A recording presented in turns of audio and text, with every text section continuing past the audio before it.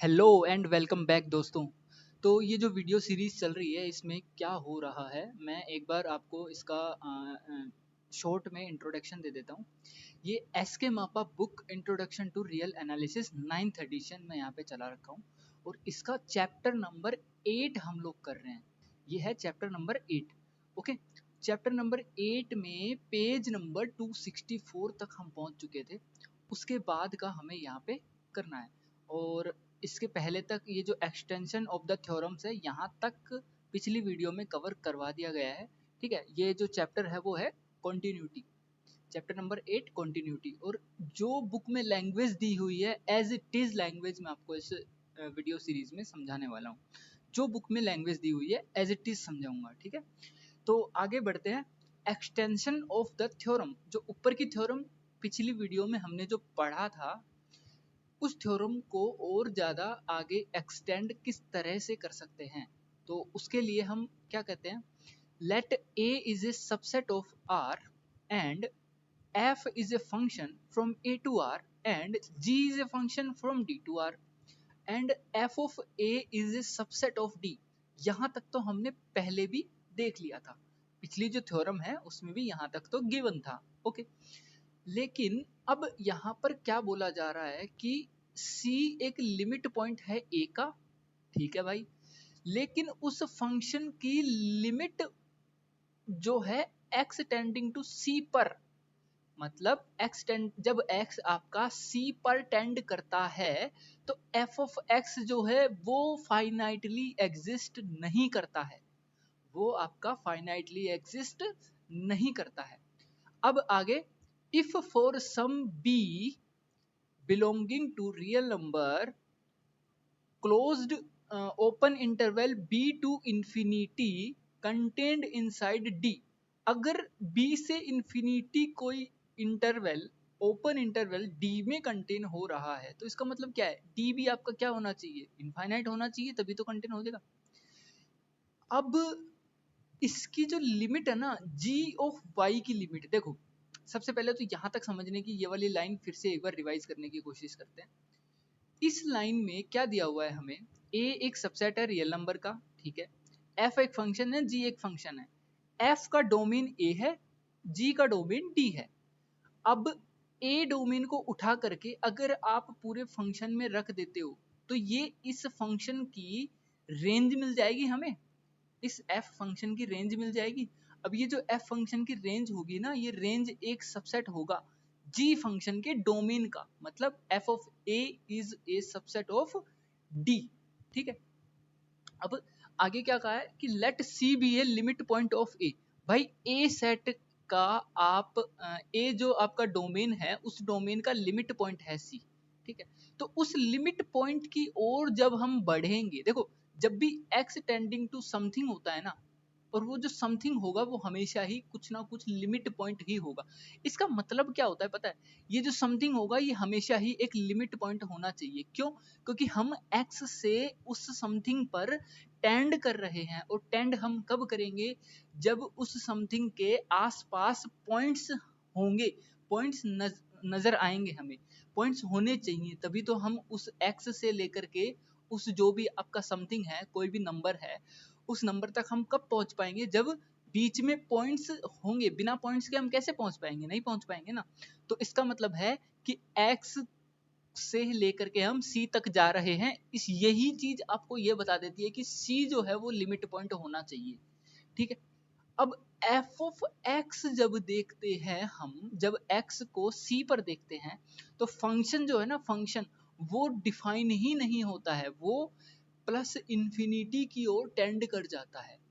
कहाँ टेंड कर जाता है, प्लस इंफिनिटी की ओर, वो अनडिफाइंड हो जाता है।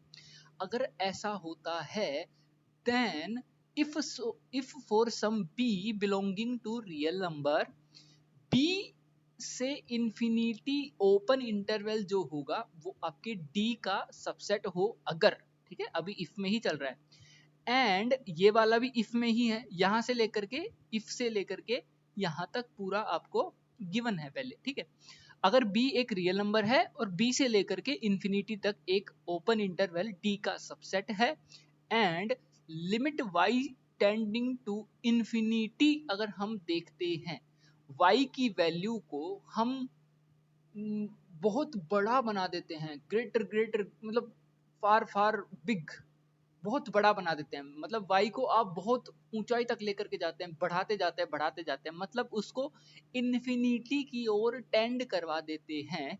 तब आपका एक फंक्शन, कौन सा function, g of y m को, एक फाइनाइट वैल्यू को, कैसी वैल्यू को, फाइनाइट वैल्यू को टेंड कर जाता है।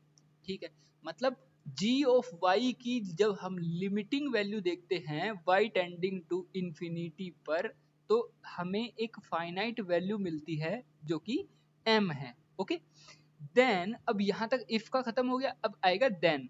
अगर ऐसा हो तो limit x tending to c g of f of x is equal to m।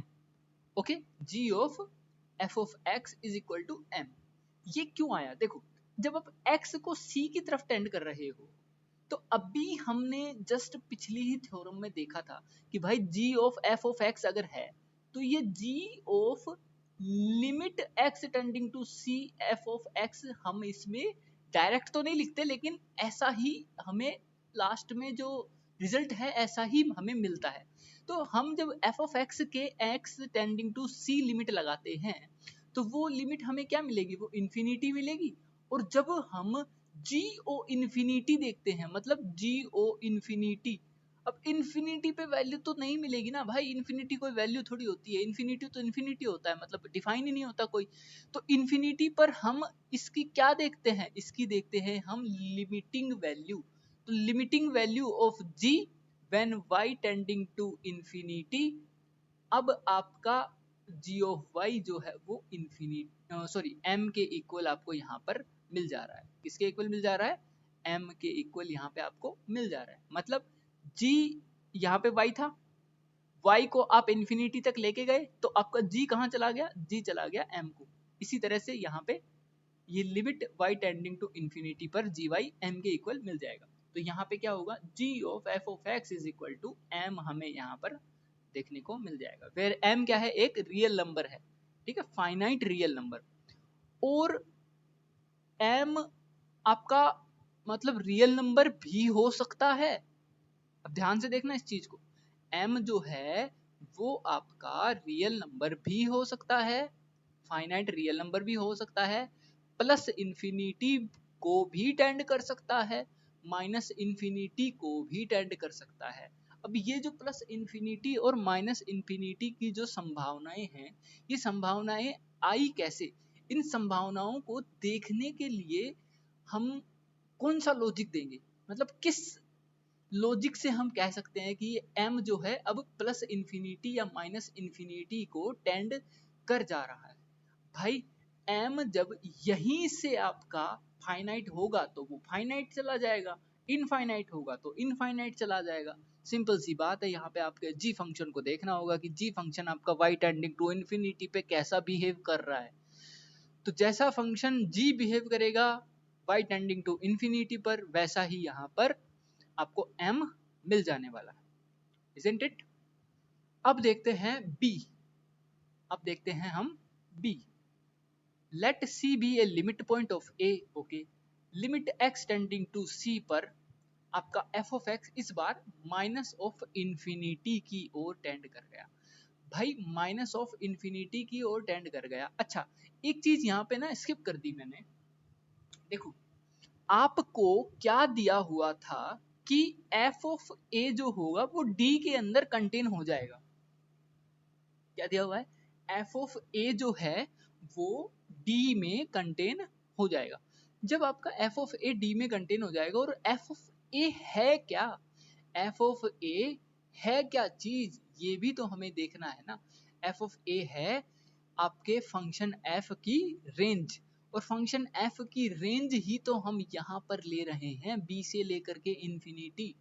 b हम कोई फाइनाइट रियल नंबर ले रहे हैं, और वहां से इन्फिनिटी तक ओपन इंटरवल हम एक इंटरवल ले रहे हैं यहाँ पर इस बार f की रेंज, f की रेंज। अब जब f की रेंज में एक फाइनाइट नंबर भी है और एक इनफाइनाइट नंबर भी आ सकता है, तो अब हम m को यहाँ पर इनफाइनाइट भी बोल सकते हैं और माइनस इनफाइनाइट भी ये जा सकता है, और अकॉर्डिंग टू हमारे इस फंक्शन g के, कि g आपका function y tending to infinity पर कहाँ जा रहा है। ओके, अब देखते हैं statement B. Let c be a limit point of a and limit x tending to c पर आपका f ऑफ x इस बार क्या है, माइनस ऑफ इन्फिनिटी है, माइनस ऑफ इन्फिनिटी है। देखो भाई यहाँ पे ना f ऑफ x की लिमिट जो है वो इन्फिनिटी आ रही थी, तो लिमिटिंग वैल्यू इन्फिनिटी आ रही थी, मतलब ये जो लिमिटिंग वैल्यू है इसका आपकी रेंज में होना तो जरूरी है ना, मतलब रेंज में ना भी हो लेकिन हम ऐसा डोमेन तो लेंगे ना कि ये जो लिमिटिंग वैल्यू है उस डोमेन में तो आ जाए, ताकि हम f ऑफ a को d के अंदर कंटेन है ऐसा बता पाए। ओके, अब यहां से हम जब देखते हैं कि limit x tending to c f of x is equal to minus of infinity, ये हमें गिवन है। If for some b belonging to real number, अब इस बार हमें माइनस इंफिनिटी को लेना होगा, भले ही वो उस डोमेन में नहीं आ रहा हो, बट लिमिटिंग वैल्यू तो एग्जिस्ट कर रही है ना भाई, लिमिटिंग वैल्यू तो आपके एंड पॉइंट पे भी एग्जिस्ट कर सकती है, तो एंड पॉइंट भी तो limiting as a limiting value मिल सकता है ना आपको। तो b इस बार आपने कोई रियल नंबर ले लिया और माइनस इंफिनिटी तक आप चले गए, ठीक है, और वो सबसेट हो गया किसका, d का।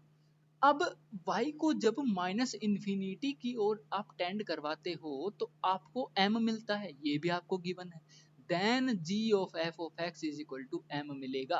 क्यों मिलेगा भाई, ये जो x जब c को जाएगा तो f ऑफ x आपका कहाँ चला जाएगा, माइनस ऑफ इंफिनिटी, तो ये क्या बन जाएगा, ये बन जाएगा g ऑफ माइनस इंफिनिटी, और g जो है वो आपका माइनस इंफिनिटी को जब जाता है तो m को चला जाता है, तो इस डायरेक्ट इसकी वैल्यू जो है m के मतलब m को ही कन्वर्ज कर जाएगी, ठीक है। और जहां पर m है जो आपका रियल नंबर भी हो सकता है, प्लस इंफिनिटी भी हो सकता है, और माइनस इंफिनिटी भी हो सकता है। ओके, अब देखते हैं statement number C. Statement number C जो है ऊपर के दोनों स्टेटमेंट्स को ही जनरलाइज कर रहा है। For some a belonging to real number, let a comma infinity is a open interval is a subset of a। भाई इस बार ना आपने a का ही एक सबसेट ले लिया, a का ही आपने क्या ले लिया, एक सबसेट ले लिया, और f ऑफ x पर x टेंडिंग टू इंफिनिटी पर, मतलब ये जो राइट हैंड साइड वाला पॉइंट है, इस पॉइंट पर आपकी जो लिमिटिंग वैल्यू है वो इस बार l मिल गई। अब L जो है आपके इस डोमेन में, मतलब आपके D डोमेन में, मतलब G का डोमेन, D क्या है यहाँ पे, G का डोमेन। अब L जो है वो D के डोमेन में आ भी सकता है और नहीं भी आ सकता है। अगर आ जाता है तो क्या होगा, अगर आ जाता है and G is continuous at L, अगर G आपका L पर कॉन्टिन्यूअस है, भाई देखो G अगर L पर कॉन्टिन्यूअस है ना, सीधी सी बात है कि आपका G ऑफ इंफिनिटी जो है, G ऑफ इंफिनिटी नहीं, रुको एक सेकेंड, G ऑफ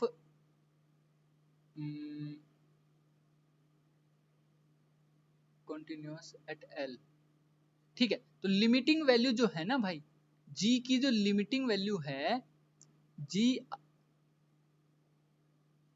ओके, जब y आपका टेंड करेगा किसको, देखो इसका ना सीधा सा मतलब ये है, अगर g फंक्शन आपका l पॉइंट पर कॉन्टिन्यूअस है और l d में से आ रहा है, तो मतलब g l को हम डिफाइन कर सकते हैं। g अगर l पर कॉन्टिन्यूअस है तो g l डिफाइंड होगा, ये बस इतना कहना चाह रहे हैं, ठीक है। अब जी एल पर डिफाइंड होगा, तो यहां से जब हमने पिछली थ्योरम्स में देखा था तो क्या होता था, एफ ऑफ एक्स जो है इन्फिनिटी पर कहाँ जा रहा है, एफ ऑफ एक्स इन्फिनिटी पर जा रहा है एल को, तो यहाँ पे जी एल, तो फाइनली हमें जी एल मिल जाएगा यहाँ से, सिंपल। यहाँ से जी है, एफ ऑफ एक्स आपका एक्सटेंडिंग टू इन्फिनिटी पर कहाँ जा रहा है, एल को जा रहा है, एल को उठा करके यहाँ रख दोगे तो जी ऑफ एल मिल जाएगा, ठीक। उसी तरह से जब हम L को D में से नहीं लेते हैं, बट L जो होता है वो एक लिमिट पॉइंट जरूर होता है, ये डिराइव्ड सेट होता है, D जो होता है D डैश वो होता है डिराइव्ड सेट। डिराइव्ड सेट का मतलब होता है set of all limit points of this D, ठीक है। Set of all limit points of this D. And अब क्या बोल रहे हैं, अब बोल रहे हैं y को जब आप l को टेंड करते हो, y को जब आप l को टेंड करवाते हो तो gy जो है वो m को टेंड कर जाता है। और इसी तरह से जब आप x f ऑफ x को आपको दिया हुआ था ना, f ऑफ x कहाँ जा रहा था भाई, f ऑफ x तो जा रहा था आपका l को, f ऑफ x l को जा रहा था, तो x टेंडिंग टू l पर देखो इसको ना थोड़ा सा खोल करके समझ सकते हैं हम। g of limit x tending to infinity, x tending to infinity f of x is equal to g of, अब ये limit x tending to infinity f of x कहाँ जा रहा है भाई, ये तो आपका l को जा रहा है, तो यहाँ से क्या मिला आपको gol। अब g का g को goi सॉरी gol मिल गया, g ऑफ l ओके। अब लिमिट दोबारा निकाल रहे हैं हम कि y को l की तरफ भेज रहे हैं, तो g ऑफ y कहाँ चला जाएगा मेरे भाई, ये g ऑफ l को ही तो चला जाएगा ना। और g ऑफ l की जो वैल्यू है वो आपको दे रखी है, कितनी दे रखी है, वो दे रखी है आपको m के इक्वल। एक सेकंड रुको, यहाँ पर तो GOL डिफाइन ही नहीं होगा ना, रुकिए रुकिए रुकिए, हमने तो गड़बड़ कर दी यहाँ से, रुकिए। देखो GOL यहाँ पर डिफाइन नहीं होगा, क्यों नहीं होगा, क्योंकि L आपका डोमेन में ही नहीं है, तो GOL डिफाइन कहाँ से करोगे भाई, GOL को डिफाइन नहीं कर सकते, ठीक है। लेकिन लिमिटिंग वैल्यू तो हम निकाल ही सकते हैं, लिमिटिंग वैल्यू तो हम यहाँ से निकाल ही सकते हैं। यहाँ से ऐसे बोल सकते हैं ना कि भाई ये वाली जो वैल्यू है वो L को टेंड कर रही है, L को, और ऐसे L को टेंड कर रही है, तो GY जब Y L को टेंड करे तब जाकर के ये जो GY है ये आपका M के इक्वल आ जाएगा, M को टेंड कर जाएगा सर, ठीक है। और इस बार जो M है वो आपका रियल नंबर भी हो सकता है, इनफाइनाइट भी हो सकता है, और माइनस इनफाइनाइट भी हो सकता है। समझ आया इतना?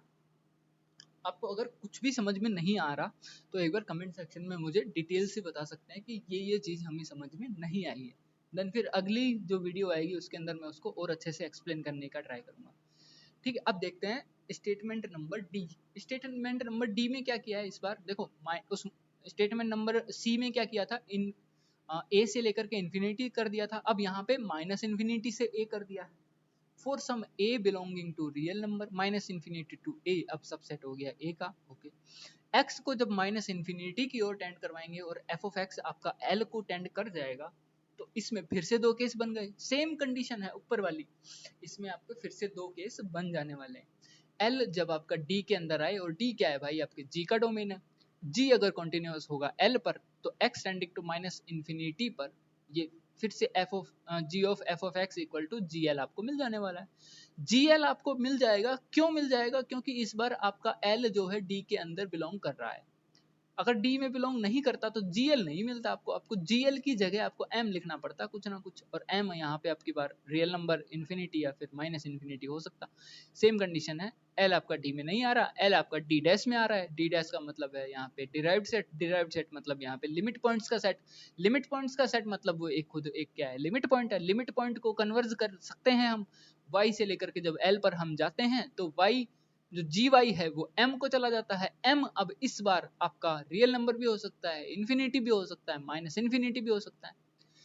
Some other similar extension of the theorem can be formulated, और भी इसके extensions किए जा सकते हैं। A word of caution, a word of caution हम यहाँ पे देख सकते हैं, m is equal to infinity या माइनस इन्फिनिटी का यहाँ पर मतलब stands for the phrase, यहाँ पे हम क्या बोल रहे हैं भैया, यहाँ पे हम बोल रहे हैं limiting value of g of f of x is equal to infinity या माइनस इन्फिनिटी। हम डायरेक्ट m को इन्फिनिटी या माइनस इन्फिनिटी नहीं बोल रहे हैं, ठीक है। ये जो आपने यहाँ पे लिया है इन्फिनिटी और माइनस इन्फिनिटी, इसको यहाँ पे क्वेश्चन करके बता दिया है मापा सर ने, ठीक है। ओके, चलिए अब देखते हैं एग्जाम्पल नंबर 1। अब ये इस वीडियो का टारगेट रखते हैं example number 1 2 3 and 4 and 5 and 5 तक, ठीक है। डिसकंटिन्यूटी अगले वीडियो में करेंगे। एग्जाम्पल नंबर 5 तक अच्छे से समझने की कोशिश करते हैं, ठीक है, एकदम डिटेल से, ठीक है। तो एग्जाम्पल नंबर 1 देखते हैं। एग्जाम्पल नंबर 1 में limit x tending to 0 sine of under square root X is equal to 0, ये हमें प्रूव करना है।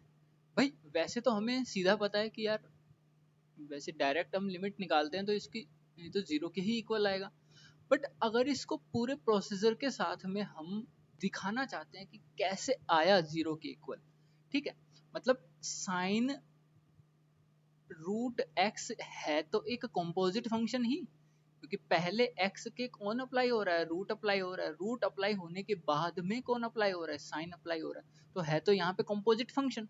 तो पहला फंक्शन हम मान लेते हैं रूट x, और इस रूट x की जो कंडीशन है वो क्या है, x को पॉजिटिव या 0 होना चाहिए, x को यहाँ पर 0 या 0 से बड़ा होना चाहिए।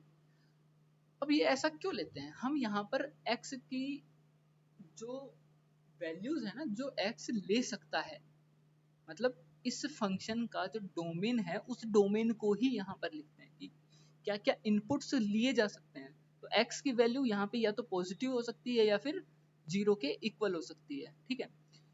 g ऑफ x इस बार फंक्शन लिया है हमने sin x, और अब जो sin x जो है यहाँ पर इसका इनपुट, यहाँ पर ये वाला x मत देखना, ये वाला x अलग है, ये वाला x अलग है। अब ये जो x है साइन का इनपुट, ये इनपुट आप कोई भी रियल नंबर उठा करके डाल सकते हो, मतलब साइन का जो डोमेन है वो डोमेन क्या होता है, पूरा रियल नंबर, कुछ भी डाल दो उठा करके।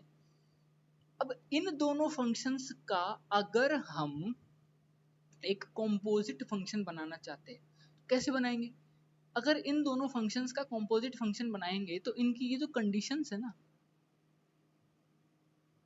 ये वाली कंडीशंस, इन कंडीशंस को हम एक साथ में यूज करना चाहते हैं, ठीक है, एक साथ में यूज करना पड़ेगा हमें, ठीक है। तो एक साथ यूज करने के लिए हम क्या करेंगे भाई, मान लेते हैं ए, एक ए आपका क्या है, यहाँ पे एक सेट मान लेते हैं जहां पर x आ रहा है रियल नंबर से, x आपका यहाँ पर इस बार रियल नंबर से आ रहा है, और x यहाँ पर पॉजिटिव या 0 हो सकता है, x पॉजिटिव या 0 हो सकता है, d जो है वो इस बार आपका रियल नंबर है, ठीक है। ए जो है ना, ए वो एफ फंक्शन का यहाँ पर डोमेन होता है, और डी जो है ना, डी वो आपके जी फंक्शन का डोमेन होता है। तो एफ ऑफ ए जो है जब आप निकालते हो तो वो डी का तो सबसेट ही मिलेगा ना, एफ ऑफ ए जो है क्या, एफ ऑफ ए आप निकालते हो मतलब पूरा पूरे वो नंबर पूरे रियल सॉरी वो सारे रियल नंबर वो या तो 0 हो या 0 से बड़े हों, वो जब आप इस फंक्शन में रखते हो तो इस फंक्शन में रखने के बाद में जो आपको आउटपुट मिलता है वो रेंज होगी, एफ ऑफ ए क्या होगा, एफ ऑफ ए आपको रेंज मिलेगी, वो रेंज आपका सबसेट होना चाहिए किसका, डी का, डी फंक्शन का, मतलब जो जी एक्स फंक्शन है ना उस जी एक्स फंक्शन का यहाँ पे सबसेट होना चाहिए।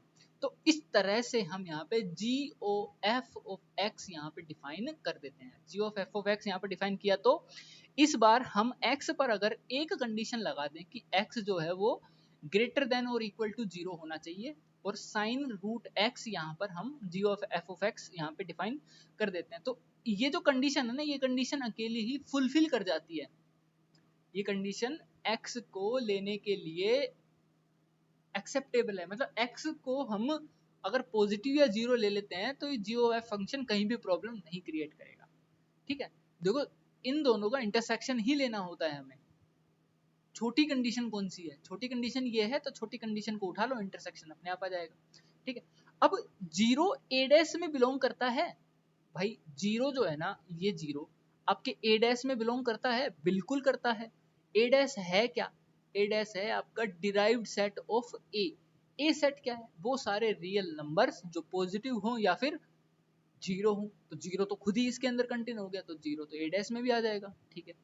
Limiting value F of X की जब देखते हैं एक्स टेंडिंग टू 0 पर, तो डायरेक्ट जब हम लिमिटिंग वैल्यू देखते हैं तो वो तो हमें 0 मिल रही है, और जो 0 मिल रहा है हमें, ये ये क्या आपके डोमेन डी का मेंबर है भी या नहीं, ये भी आपके डोमेन डी का मेंबर है, क्योंकि इस बार डी क्या है आपका रियल नंबर ही बन गया, तो 0 रियल नंबर में भी आ गया, and G is continuous at 0, G इस बार आपका 0 पर कंटिन्यूअस भी हो जाता है, हमें ये पता है पहले से, क्यों है भाई, देखो limit x tending to 0 sine X is equal to sine zero. ये वैल्यू हमें पता है पहले से, तो इसका मतलब क्या है कि आपका जो ये वाला फंक्शन है जी ऑफ एक्स या फिर जो भी जी फंक्शन है वो आपका जीरो पर क्या हो गया, कॉन्टिन्यूअस हो गया। Okay, then therefore limiting value of sine root x where x tending to 0 sine under root x is equal to limiting value of x tending to 0 g of f of x is equal to g of 0, g of 0 is equal to 0। तो यहां से इस तरह से इसको पूरा proof किया जाता है। अगर आपको ये दे दिया जाए कि प्रूफ करो, कैसे होगा, तो ये प्रूफ होगा आपके कंपोजिट फंक्शन की थ्योरम से। कंपोजिट फंक्शन की जो थ्योरम है ना, ये वाली theorem, limit of composite functions, ये वाली जो थ्योरम है, इस थ्योरम की मदद से आप वो क्वेश्चन कर सकते हो, प्रूफ अगर आपको करवा रहा है तो। ठीक है, अब देखते हैं क्वेश्चन नंबर 2। अभी मैंने एक क्वेश्चन अच्छे से समझा दिया है, ये वाला भी अच्छे से समझा देता हूँ, उसके बाद में हम थोड़ा सा शॉर्ट में चलेंगे। ठीक है, question number 2, example number 2, limiting value under root 1 plus root X is equal to 1। ठीक है, एक्स टेंडिंग टू 0 पर हम देखते हैं। तो एफ ऑफ एक्स इस बार आप मान लेते हो किसको, देखो एक्स के ऊपर ना अब कोई भी कंडीशन नहीं है। एक्स के ऊपर कंडीशन तो है यार, एक सेकेंड रुको, हाँ इस बार भी एक्स के ऊपर कंडीशन है। अच्छा, हम एफ ऑफ एक्स की देखते हैं। ठीक है, एफ ऑफ एक्स अगर आप मान लेते हो वन प्लस रूट एक्स, और वन प्लस रूट एक्स मान लेते हो तो रूट जब भी आ जाए तो या तो पॉजिटिव ले सकते हो या फिर जीरो ले सकते हो। ठीक है, इसको तो मान लिया आपने F of X. G of X इस बार मान लिया आपने रूट एक्स। तो इसकी भी कंडीशन क्या है, इसकी भी कंडीशन अलग से है कि एक्स इज ग्रेटर देन और इक्वल टू जीरो। ए जो है वो एफ का डोमेन है, उसको क्या मान लिया हमने, x रियल नंबर से आ रहा है और x को पॉजिटिव या जीरो होना चाहिए। d जो है वो g का डोमेन है। अब d को क्या मानेंगे, d को भी वही मानेंगे जो उसका डोमेन था, सीधी बात है, x रियल नंबर से आ रहा है और x को पॉजिटिव या जीरो होना चाहिए। f ऑफ a आपका f ऑफ d का सबसेट हो गया, आराम से हो जाएगा भाई, बिल्कुल हो रहा है। ठीक है, एफ ऑफ ए जब आप करोगे तो एफ ऑफ एक्स का, सॉरी एफ ऑफ ए जो है वो डी का हमेशा ही यहाँ पे सबसेट बन जा रहा है। अल्टीमेटली करना क्या है ना, ये वाली कंडीशन मिल जाए एक तो हमें, एक हमें ये वाली कंडीशन मिल जाए, एक हमें ये वाली कंडीशन मिल जाए और एक हमें ये वाली कंडीशन मिल जाए, तो फिर उसके बाद में हम डायरेक्ट जी ऑफ एफ की लिमिटिंग वैल्यू लिख सकते हैं अकॉर्डिंग टू द थ्योरम जो हमने अभी सोल्व की। ठीक है, तो अब क्या हुआ यहाँ पे भाई G of F of X यहाँ पे हमने डिफाइन कर दिया under root 1 plus root X, और जहां पर एक्स क्या है आपका पॉजिटिव या फिर जीरो है। जीरो जो है वो आपका हमेशा ए के क्या बोलते हैं डिराइव्ड सेट में हमेशा ही आएगा, मतलब ए के अंदर जितने लिमिट पॉइंट्स है उस लिमिट पॉइंट्स में जीरो तो आएगा ही आएगा। ठीक है भाई, limiting value F of X की जब हम देखते हैं एक्स टेंडिंग टू जीरो पर, तो वो 1 मिल रही है हमें भाई। यहाँ पे आप जब जीरो को एक्स को जीरो टेंड करवा देते हो तो यहाँ पे 1 मिल रहा है एफ ऑफ एक्स। ठीक है, अब ये जो लिमिटिंग वैल्यू आपको मिली, ये लिमिटिंग वैल्यू आपके डी डोमेन के अंदर आ जानी चाहिए। ये डी डोमेन के अंदर तो आ ही रही है, सीधी सी बात है, 1 तो आ ही जाएगा इसके अंदर। अच्छा जी, उसके बाद में जो 1 मिला हमें, उस 1 पर आपका जो जी फंक्शन है वो जी फंक्शन कॉन्टिन्यूअस भी होना चाहिए। जी फंक्शन क्या होना चाहिए, कॉन्टिन्यूअस, वो भी हो गया। ठीक है भाई, कैसे हुआ कॉन्टिन्यूअस, अरे यहाँ से आप जी ऑफ एक्स की वैल्यू जब देखते हो तो क्या मिली है, रूट एक्स।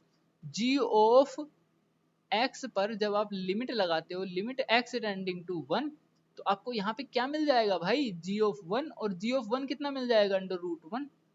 तो ये वैल्यू आपके जी ऑफ 1 के इक्वल आ गई, तो मतलब ये कॉन्टिन्यूअस भी है। कॉन्टिन्यूअस है तो हम डायरेक्ट यहाँ पे लिमिट अप्लाई कर सकते हैं। Limit X tending to 0 under root 1 plus under root X is equal to limit X tending to 1 G of F of X. अब एफ ऑफ एक्स जो है वो एक्स टेंडिंग टू 1 पर 1 को जा रहा था, तो जी ऑफ 1 को कहाँ, 1 पर कहाँ जा रहा है, 1 पर, ये 1 को ही वैल्यू दे देगा, सीधी बात है। तो इस तरह से हमारा एग्जाम्पल नंबर 2 भी कंप्लीट हो जाता है। एग्जाम्पल नंबर 1 हमने कंप्लीट कर ही लिया है। अब देखते हैं एग्जाम्पल नंबर 3 देखते हैं, 4 देखते हैं एंड 5 देखते हैं। ठीक है यार, थोड़ा सा बड़ा है पर कोई बात नहीं, कर लेंगे। एग्जाम्पल नंबर 3 में क्या कह रहे हैं? एग्जाम्पल नंबर 3 में लिमिटिंग वैल्यू निकालनी है। देखो अब है ना, आप जीरो के नजदीक जा रहे हो लेकिन राइट साइड से। क्यों भाई राइट साइड से क्यों जा रहे हो जीरो के नजदीक? क्योंकि लेफ्ट साइड से आप जा नहीं सकते। लेफ्ट साइड से आप जा नहीं, एक सेकंड रुको रुको रुको रुको रुको रुको। देखो e पावर 1 और x दिया हुआ है। अब x जब आपका निगेटिव साइड से आएगा, x जब आपका निगेटिव साइड से आएगा तो e power minus of infinity बन जाए, माइनस ऑफ जीरो भी तो बन जाएगा ना, माइनस ऑफ जीरो बन जाएगा। अब ये एक सेकंड रुको यार, इसमें कुछ तो गड़बड़ है। देखो एग्जाम्पल नंबर 3 जो है ना, उसमें हमें 4 इक्वेशंस प्रूव करनी है। पहली इक्वेशन, दूसरी इक्वेशन, तीसरी और चौथी। ये चारों ही क्या है? लिमिटिंग वैल्यू है। और ये लिमिटिंग वैल्यू हमें प्रूव करना है। इसके साथ साथ, चारों के साथ साथ हमें कुछ गिवन भी है। यहां से लेकर के यहां तक हमें गिवन है। ठीक है, अब इसका हम यूज कर लेते हैं। गिवन है या फिर हम एक साथ इसको लेट कर रहे हैं? ओके, जो भी है इसमें मैं समझा देता हूँ। या तो पहले से दिया हुआ है या फिर बुक में प्रूफ के साथ में लिखा हुआ है। Let f of x is equal to 1/x, because सब में 1/x है। E power e tends to the power 1/x है सभी में, चारों में। तो हमने क्या किया, F of x is equal to 1/x यहाँ पे इस बार मान लिया। अब 1/x पर एक ही कंडीशन अप्लाई नहीं होती है कि x जो है जीरो नहीं होना चाहिए। जीरो के अलावा x चाहे जो ले लो बट जीरो मत लो। तो जीरो को हमने हटा दिया, जीरो के अलावा कुछ भी ले लो। सेकंड फंक्शन हमने मान लिया e पावर x, और e पावर x जो होता है, x इस बार आपका कोई भी रियल नंबर हो सकता है। जीरो भी हो सकता है, नेगेटिव भी हो सकता है, पॉजिटिव भी हो सकता है, चाहे जो ले लो आप। ठीक है, एफ ऑफ एक्स मिल गया, जी ऑफ एक्स मिल गया, दोनों की हमें मिल गई कंडीशन। ठीक है, तो अगर हम एक ऐसा जी ओ एफ डिफाइन करना चाहें, जी ऑफ एफ ऑफ एक्स, जहां पर ई पावर 1/x है, तो उसके ऊपर इन दोनों कंडीशंस का क्या लगेगा? इंटरसेक्शन, और x is not equal to zero, और साथ में x रियल नंबर हो, तो क्या मिलेगा इन दोनों का इंटरसेक्शन? यही तो मिलेगा ना कि भाई x आपका रियल नंबर से आना चाहिए such that x is not equal to zero, that's it. ये होना चाहिए। ये ही आप a सेट ले लो जो f का डोमेन होगा। x रियल नंबर से होगा और x जीरो नहीं होगा। d सेट जो होगा वो पूरा रियल नंबर होगा। d सेट क्या होता है? d है क्या? d g का डोमेन है, a क्या है? a f का डोमेन है। f ऑफ a जो है वो आपका d का सबसेट मिलना चाहिए आपको। f ऑफ a मतलब f जो फंक्शन है उसका, उसकी रेंज आपको क्या मिलनी चाहिए? d function, sorry d domain का सबसेट मिलना चाहिए। जो एफ हमने डिफाइन कर ही दिया, उसके ऊपर जो कंडीशन लगेगी वो हमने यहाँ पे लिख दी कि x जो है वो जीरो नहीं होना चाहिए, उसके अलावा कुछ भी हो सकता है। अब जीरो पर जब हम यहाँ पर वैल्यू देखते हैं कि जीरो तो नहीं हो सकता, जीरो तो आ ही नहीं सकता डोमेन में, जीरो तो आपके ए डोमेन में आ ही नहीं सकता, इसलिए अब क्या जीरो ए डैश में आ सकता है? बिल्कुल आ सकता है। अब ऐसे जीरो और वन ले लो, तो इस बार आपका जीरो फिर से इसका लिमिट पॉइंट तो बन ही जाएगा ना इस सेट का, या बोले तो इस इंटरवल का लिमिट पॉइंट तो हमेशा ही बन जाएगा। तो इस बार आप जीरो को ए डैश में कंटेन करवा दे रहे हो। अगर जीरो ए डैश में कंटेन कर रहा है, उसके बावजूद आपका एफ ऑफ एक्स जो है वो एग्जिस्ट ही नहीं कर रहा है। F of x he exist नहीं कर रहा है, और जब F of x he exist नहीं करेगा तो जी ऑफ एफ कहां से एग्जिस्ट कर जाएगा? एक सेकेंड, हाँ यहाँ पे अभी तक हमने बोला एफ ऑफ एक्स एग्जिस्ट नहीं कर रहा है। ओके ठीक है, अब इसका यूज करके हम आगे का ये पहला और दूसरा तीसरा चौथा ये जो भी है इनको हम प्रूव करते हुए चलते हैं। ठीक है, यहाँ तक तो हमने देख लिया कि जब जीरो को आप कंसिडर करते हो तो आपका एफ ऑफ एक्स तो एग्जिस्ट नहीं करेगा भाई। ठीक है, अब पहला हम देखते हैं कि x टेंडिंग टू 0+, भाई 0+ पे आपका f ऑफ x जो है वो इन्फिनिटी को टेंड हो रहा है, और जीओ एफ भी है वो भी इन्फिनिटी को टेंड हो रहा है। देयरफॉर x टेंडिंग टू 0+, 0+ का मतलब कुछ नहीं है, 0+ का है कि आप यहाँ पर 0 की तरफ आ रहे हो, ये आपका रियल नंबर है, ये आपका x एक्सिस है, मतलब ये आपका y एक्सिस है, यहाँ पर 0 है, ये रियल नंबर, रियल लाइन बोलते हैं x एक्सिस को, और 0 पर आप आ रहे हो, राइट हैंड साइड से आ रहे हो, बस इतना ही बोलेंगे इसको, राइट हैंड साइड से 0+। g of f of x यहाँ पर फिर से हमें क्या मिल जाएगा, इन्फिनिटी मिल जाएगा, ठीक है।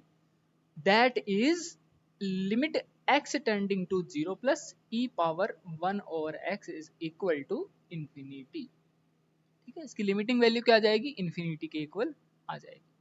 सेकंड हमें क्या प्रूव करना है भाई, सेकंड हमें प्रूव करना है कि limit x tending to 0 minus e power 1 over x is equal to 0 मिलेगा हमें। कैसे प्रूव करेंगे, देखो यहां से लिमिट f जो है ना, f उसकी जब हम देखते हैं x टेंडिंग टू, f का अगर हम लिमिटिंग वैल्यू देखते हैं x टेंडिंग टू 0 माइनस पर, तो हमें माइनस इन्फिनिटी मिलता है। कैसे, 1 ओवर x, x को जब आप 0 माइनस करते हो तो आपको ओब्वियसली कहाँ जाएगी, ये वाली वैल्यू माइनस ऑफ इन्फिनिटी की ओर जाएगी। और जब आप g ऑफ x क्या है, g ऑफ x है e पावर x, जब आप x को माइनस इन्फिनिटी की ओर टेंड करवाते हो, मतलब e की पावर माइनस इन्फिनिटी, मतलब 1 ओवर e की पावर इन्फिनिटी, मतलब 1 ओवर इन्फिनिटी, मतलब 1 ओवर इन्फिनिटी कहाँ चला जाएगा, 0 को टेंड कर जाएगा, तो ये आपका वैल्यू मिल जाएगी 0, ठीक है भाई। g ऑफ x की वैल्यू जो मिली है ना, वो वैल्यू फाइनल वैल्यू होती है, वही वैल्यू हमें लास्ट में जाकर के मिलती है। अब देखो यहां से g of f of x की वैल्यू हमने कैसे निकाली, g of f of x, जब x को हमने 0 माइनस टेंड किया, 0 माइनस पर f ऑफ x क्या बना, 0 माइनस पर f ऑफ x आपका बना, क्या बना, माइनस इन्फिनिटी, और g आपका माइनस इन्फिनिटी पर क्या बना, g आपका माइनस इन्फिनिटी पर बन गया 0।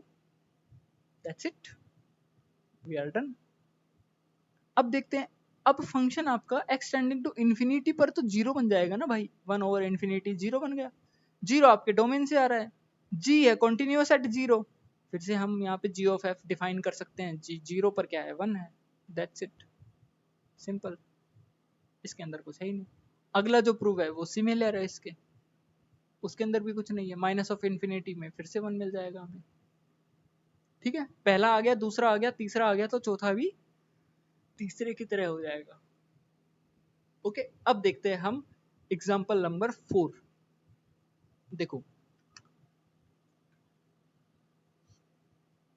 एग्जाम्पल नंबर 4 भी सेम ऊपर वाले एग्जाम्पल की तरह ही है। इस बार हम अब क्या करेंगे, देखो मैं ना उस एग्जाम्पल के थ्रू ही आपको ये वाला एग्जाम्पल बता देता हूँ। उस एग्जाम्पल में क्या था भाई, उस एग्जाम्पल में आपकी जो लिमिटिंग वैल्यू 0+ पे थी, 0 माइनस पे थी, इन्फिनिटी पे थी, माइनस इन्फिनिटी पे थी, यही तो थी। देखो 0+ पे, मैं इसी थर्ड एग्जाम्पल से फोर्थ एग्जाम्पल डायरेक्ट बता रहा हूँ, एक एक चीज नहीं करवा रहा हूँ, डायरेक्ट बता रहा हूँ, तो ध्यान से देखना। 0+ पर हमने देखी थी, 0 माइनस पर हमने देखी थी, इन्फिनिटी पर हमने देखी थी, और माइनस इन्फिनिटी पर हमने देखी थी, ठीक है। अब इस फंक्शन में और e power 1 over x function में क्या अंतर है भाई, इसी का रेसिप्रोकल ही तो है। अब जब हम 1 over g of f of x जब यहाँ पे सोल्व कर देते हैं, और जो भी लिमिट का काम हम कर रहे हैं वो नीचे कर देते हैं, 1 के अपोन में जब हम कर देते हैं, तो वो इसका आंसर आ जाएगा भाई। इसमें आंसर क्या आ रहा था, पहले वाले में इन्फिनिटी आ रहा था, तो 1 ओवर इन्फिनिटी कहाँ चला जाएगा, 0। इसमें आंसर क्या आ रहा था, इसमें भी हमें क्या मिल रहा था, 0 मिल रहा था, तो इसमें 1 ओवर 0 कहाँ चला जाएगा, इन्फिनिटी को। यहाँ पे क्या आ रहा था, यहाँ पे 1 आ रहा था, तो यहाँ से फिर से 1 ओवर 1 यहाँ पे हमें 1 मिल जाएगा। यहाँ से भी 1 ओवर 1 आ रहा था, तो यहाँ से भी 1 ओवर 1 हमें 1 मिल जाएगा, ठीक है। तो ये जो एग्जाम्पल है, ये एग्जाम्पल मैं जो ये वीडियो देख रहा है उसके लिए छोड़ रहा हूँ, first, second, third and fourth. ठीक है, ये चारों इनकी मदद से आप खुद से कर लेना, बहुत आसान है। ठीक है, उसके बाद में हम देखते हैं कुछ इंपॉर्टेंट लिमिट्स। भाई पहली लिमिट है x tending to 0 log 1 plus X over X, ये 1 के इक्वल आएगा। कैसे आएगा वो हम देखेंगे। सेकंड है limit x tending to 0 e power x minus 1 over x, ये 1 के इक्वल आएगा। Limit x tending to 0 a power x minus 1 over x is equal to log base में e a के इक्वल आएगा, वेयर a आपका कोई भी पॉजिटिव रियल नंबर है। ओके, अब देखते हैं फर्स्ट किस तरह से इसको प्रूव करना है। देखो, सबसे पहले तो आपको ये देखना है कि भाई ये जो log 1 प्लस एक्स दिया हुआ है ये एक कॉम्पोजिट फंक्शन है। ये जब जैसे ही हमें पता चले हम तुरंत हमारी थ्योरम अप्लाई कर देंगे, जो थ्योरम हमें दी हुई थी वो वाली थ्योरम इसमें हम अप्लाई कर देंगे। तो कॉम्पोजिट फंक्शन है तो भाई दो फंक्शन होंगे, दो फंक्शन है तो यहाँ पर हम क्या ले सकते हैं और क्या नहीं ले सकते हैं वो हम यहाँ पर देखते हैं। देखो, अब F of x is equal to 1 plus X power 1 over X हम ले सकते हैं। भाई x की वैल्यू -1 से बड़ी होनी चाहिए, -1 से बड़ी होनी चाहिए। क्यों होनी चाहिए -1 से बड़ी? क्यों, क्या जरूरत है -1 से बड़ी लेने की? -1 से बड़ा तो कौन होता है? 0 भी तो होता है। तो यहाँ पर हम वैल्यू 0 भी तो रख सकते हैं। और आप जब आप x की वैल्यू 0 रख दोगे तो यहाँ से 1 ओवर 0 पावर बन जाएगी किसकी? 1 प्लस 0 की। तो 1 की पावर इंफिनिटी, मतलब ये तो 1 ही मिल जाने वाला है हमें, ये तो 1 ही मिल जाने वाला है। तो यहाँ पे तो कोई दिक्कत हो नहीं रही है 0 पर। -1 पर दिक्कत हो जाएगी। -1 पर कैसे दिक्कत हो जाएगी भाई? -1 पर इसलिए दिक्कत हो जाएगी बिकॉज आप 1 प्लस -1 करोगे और यहाँ पर 1 अपॉन -1 करोगे तो यहाँ पर 1 से 1 कैंसिल आउट हो जाएगा। यहाँ पे क्या बना? -1। अब वो सॉरी, 1 से 1 कैसे कैंसिल आउट हो, कुछ भी बोल रहा हूँ, रुको। यहाँ पर क्या मिला? -1 मिला पावर में, पावर में -1 मिला, अंदर क्या मिला हमें? 0। 0 की पावर -1 हमें मिल जाती है। इसको हम क्या लिखेंगे? 1 ओवर 0। और 1 ओवर 0 तो रेस्ट्रिक्टेड होता है ना मैथमेटिक्स में, हम दिख ही नहीं सकते ऐसा। तो इसलिए हम यहाँ पर x को -1 से बड़ा ले रहे हैं। ठीक है, ये इसका रीजन है। एक सेकेंड, 0 पर ये, बट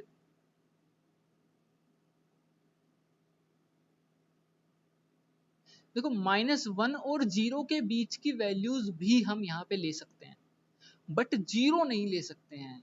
x की वैल्यू -1 भी नहीं ले सकते हैं और 0 भी नहीं ले सकते हैं।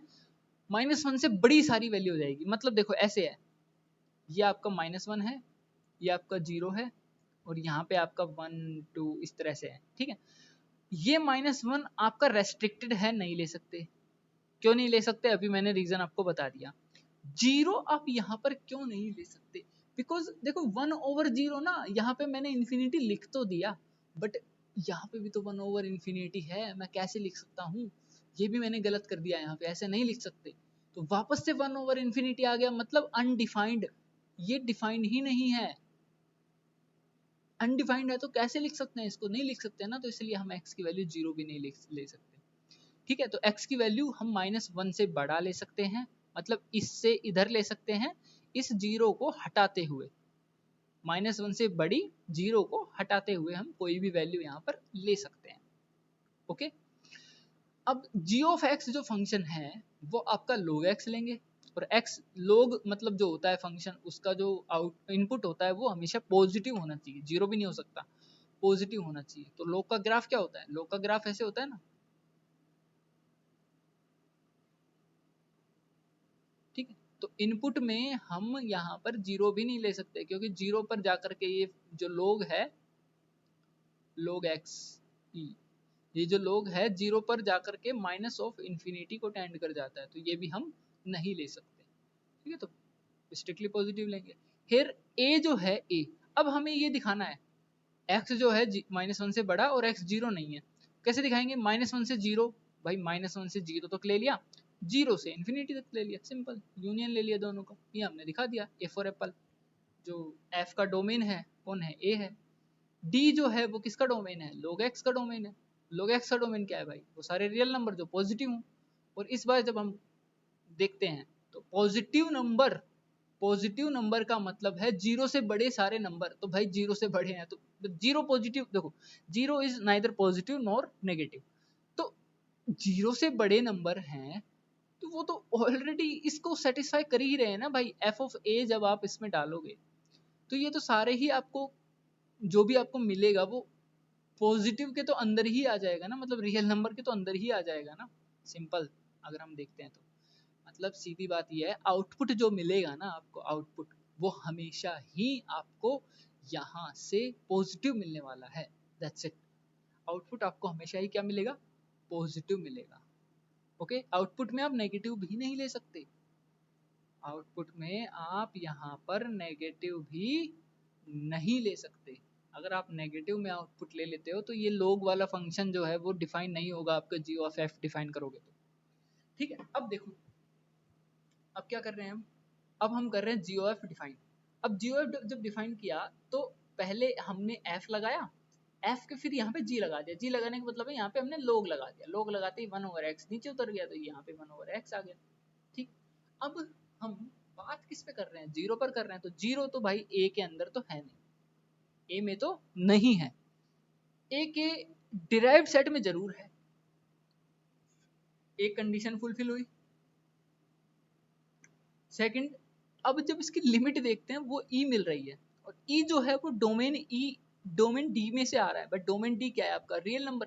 और ई क्या होता है? एक रियल नंबर होता ही है ना भाई, पॉजिटिव रियल नंबर। क्या होता है ई की वैल्यू? क्या होती है? 2 पॉइंट होती है, मुझे भी नहीं पता, भूल गया। 2.84 कुछ ऐसे होती है। ठीक है, तो यहां से हम दो कंडीशन को फुलफिल कर दिए। अब तीसरी कंडीशन है g is continuous at e। भाई g है जो कॉन्टिन्यूस भी तो हो जाएगा ना e पर, क्योंकि g ऑफ e जो है वो डिफाइन हो जाएगा। e जो है डोमेन से आ रहा है तो g ऑफ e भी डिफाइन हो जाएगा यहाँ पे। अब g ऑफ e डिफाइन हो गया तो ये कॉन्टिन्यूस भी हो जाएगा। कॉन्टिन्यूस हो गया तो हम यहाँ पे g of f of x को यहाँ पर हम डायरेक्ट लिख सकते हैं। ठीक है,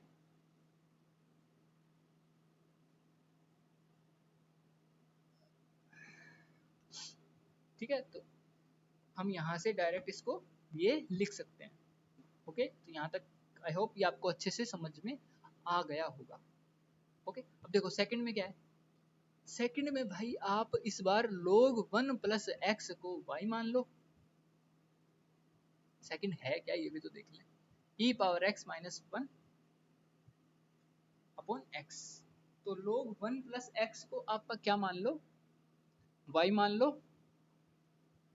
और 1 प्लस एक्स जब हम यहाँ पे निकालते हैं तो e पावर y आ जाएगा, और x जब निकालते हैं तो e पावर y माइनस 1 मिल जाएगा। मतलब अल्टीमेटली बात ये है कि हमें ये जो वैल्यू है ये कुछ इस तरह की लेकर के आनी है जो इसका न्यूमरेटर है, e power x minus 1 type हमें बनाना है। ओके, अब ये टाइप हमने बना दिया x को। x जीरो पर जा रहा है तो y भी जीरो पर जा रहा है, सिंपल बात है। x जब जीरो पर जा रहा है तो y भी तो जीरो पर ही जाएगा भाई।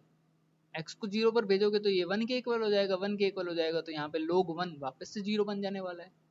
सिंपल बात है, यहाँ से देख लो आप, यहाँ से x को जीरो पर भेजोगे तो log 1 आपका जीरो ही बन जाएगा।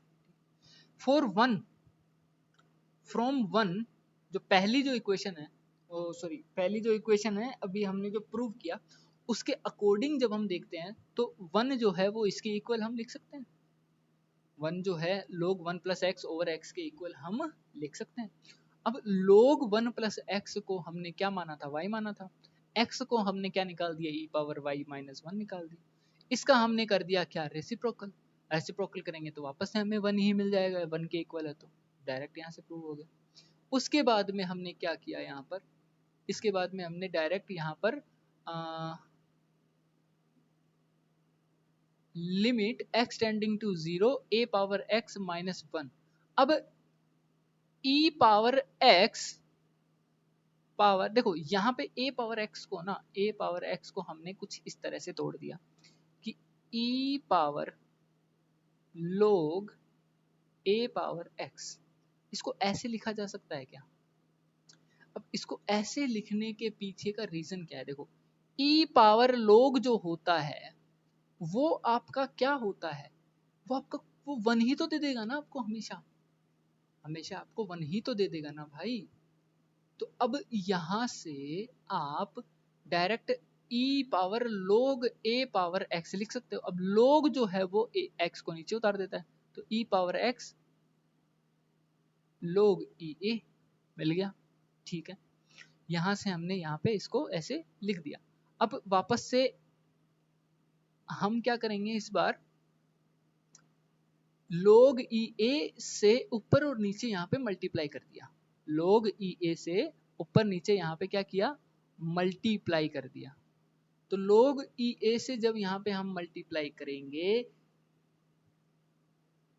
तो ये जो ऊपर वाली जो वैल्यू है, ये वैल्यू हमें y के इक्वल मिल जाएगी।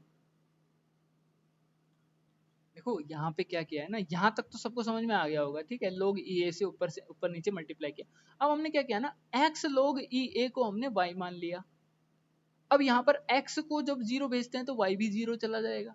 x को जब 0 भेजते हैं तो y भी यहाँ पे 0 ही चला जाएगा। तो यहाँ पर हमने इसको क्या लिख दिया, e power y over y minus 1। इसकी जब हम लिमिट देखते हैं 0 पर, तो वो लिमिट हमें डायरेक्ट यहाँ से 1 के इक्वल मिल जाती है, तो हम यहाँ से 1 लिख देंगे और log e a हमारा बच जाएगा। ये आपका प्रूफ हो जाता है।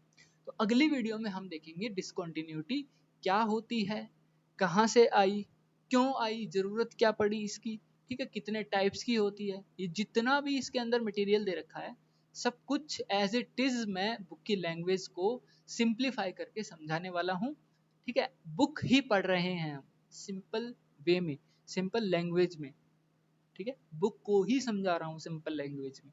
तो मेरे साथ में बने रहिए, और जो चीज़ आपको नहीं समझ में आती है वो कमेंट सेक्शन में ज़रूर बताएं, ठीक है। और वीडियो को लाइक शेयर और सब्सक्राइब करके जाएं, और अपने दोस्तों के साथ में शेयर करें और उनको बताएं कि ऐसे ऐसे भैया जो है बुक समझा रहे हैं पूरी की पूरी। अभी कंटिन्यूटी है, उसके बाद में डिफरेंशियबिलिटी होगा, फिर उसके बाद में लिमिट करेंगे, पहले लिमिट किया नहीं था, लिमिट के बाद में फिर रीमान इंटीग्रेशन। तो इस तरह से हम करते जाएंगे। अभी वीडियो जो है रेगुलर रहेगी, और अभी थोड़ा थोड़ा और स्पीड बढ़ाएंगे, ठीक है। अभी थोड़ा सा धीरे मतलब लेट होकर के वीडियो जा रही थी, क्योंकि इतना टाइम भी नहीं मिल पा रहा, और मैं भी प्रिपरेशन में बिजी हूँ तो टाइम नहीं मिल रहा इतना। तो अभी आपको ज़्यादा वीडियोस मिला करेंगे, तो आप देखते रहिए और अपना इसके ऊपर पूरा बताते रहिए कि कितना समझ में आ रहा है कितना नहीं आ रहा। Thank you so much, bye bye.